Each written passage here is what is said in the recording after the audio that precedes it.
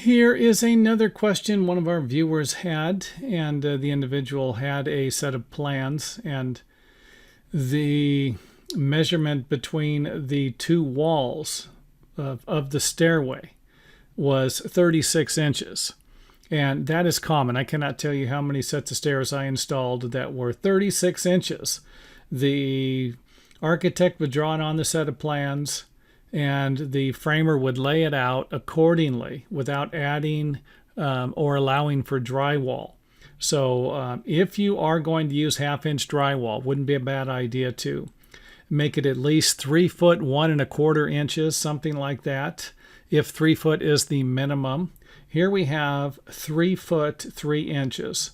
And this would be something safe for an architect. If I was drawing a set of plans and the framers went in and laid everything out at 3 foot 3 inches, they drywalled it, put the skirt board on, and I ended up with 3 feet 1 inch or 3 feet and a quarter, I would still be within my range. Now, the reason why I'm making the video is because one of the viewers had an experience where they built a stairway, and the inspector came in and said that it was undersized. It needed to be 3 foot from drywall, finished wall to finished wall.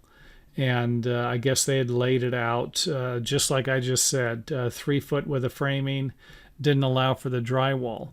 And it's not just the lower floor you're going to have to move. You're going to have, in a case like this, you might have to move. You might have your floor joist sitting on top of this wall. You're going to have to move or cut. And then you have the wall above it that you need to move. So this is something I really want you to pay attention to, and give it some thought when you come to a set of plans and you see that magical number 3 foot wide for a stairway, because the architect is either cramped for room or it's a small building. Now this will give you a better idea what I'm talking about. We have a stairway in between two walls with finished drywall, plaster, paneling, whatever. And the stairway was laid out according to the building dimensions on the floor plan. So the framing would be laid out at 36 inches between the walls.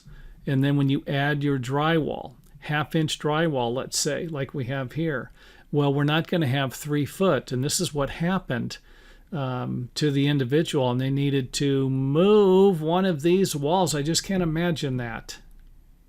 And trust me, I have seen plenty of jobs where the dimensions are less than 3 foot, and no one ever said anything. And I'm not talking about these older homes that were built on the East Coast, in the 1700s. I've seen this. You can actually measure a stairway. Just get your tape measure. You start measuring enough of these, you're going to find one that's less than 36 inches wide. So if you simply make your adjustments during the layout and the framing stage, you will not have to suffer the consequences. So this would be 3 foot 1 inch minimum, but I would go a little further.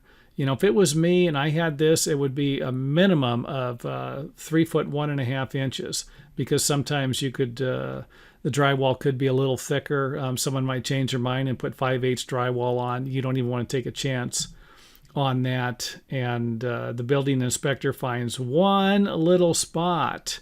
Depends on how picky they are. You could be in for some expensive time delays on your project if they want to hold that job up. Now, another thing you might be familiar with will be a skirt board for a stairway. This is usually anywhere from 1/8 of an inch thick to an inch. Could be even thicker than that. And you might need to allow for that also. I would definitely allow for it if it was me, because I wouldn't want to deal with the hassle of having the inspector come in there and say, hey, this has to be 3 foot from the inside of the skirt board. And it might need to be. I just haven't found any building codes that would suggest to where it wouldn't be.